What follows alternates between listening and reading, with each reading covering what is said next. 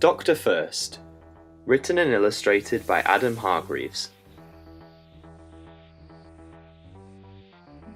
"Good morning, Grandfather," said Susan. "Good? I don't think there's anything good about it," grumbled the Doctor, who was not in a good mood. And why was he not in a good mood? It was the TARDIS. It had been making clonking noises all night long and had kept the Doctor awake. Something was wrong, and the Doctor knew that he was going to have to land somewhere and fix the problem. The nearest planet was Earth. The Doctor did not like Earth. It was a small, ugly planet populated by particularly irritating people. Particularly irritating and not very clever people. But the Doctor had no choice. He and Susan landed in London. The Doctor was in one of those moods where he was best left alone. He set about fixing the TARDIS, and this put him in a better mood. He whistled as he worked.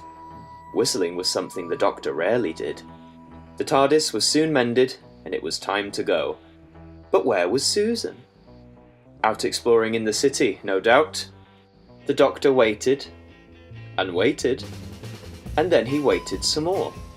He began to worry, and decided that he had better go and look for Susan.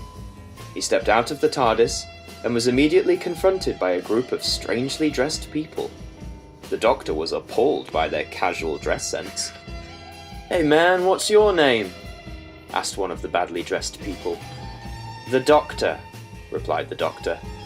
"Hi Doc, nice to meet you." The Doctor frowned. "I am not Doc, I am the Doctor. I am a Time Lord." "Wow, groovy." The Doctor frowned again. Groovy was another word that he did not like. The Doctor had an awful feeling that all was not well, so he began his search for Susan. As he passed a dark alleyway, a movement caught his eye. There was something lurking in the shadows. The Doctor's quick mind instantly suspected an alien. Cautiously, he crept down the alley. Suddenly, a door opened, and the light from the doorway revealed that the shape in the shadows was a cat. With a sigh of relief, the Doctor returned to the street. He was still troubled. He could not put his finger on it, but he felt a strong sense that something wasn't right. And, when he turned the corner, he discovered that he was not wrong. He was right. It was the Cybermen. They were in London, and they were not on holiday.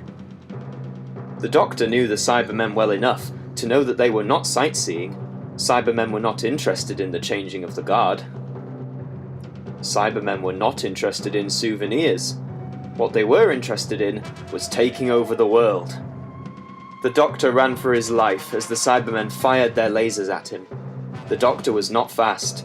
He was far from the fastest thing on two legs. But he could still outrun the Cybermen. For, in fact, the Cybermen could not run. He had to find Susan. And, as luck would have it, he found her in the next street.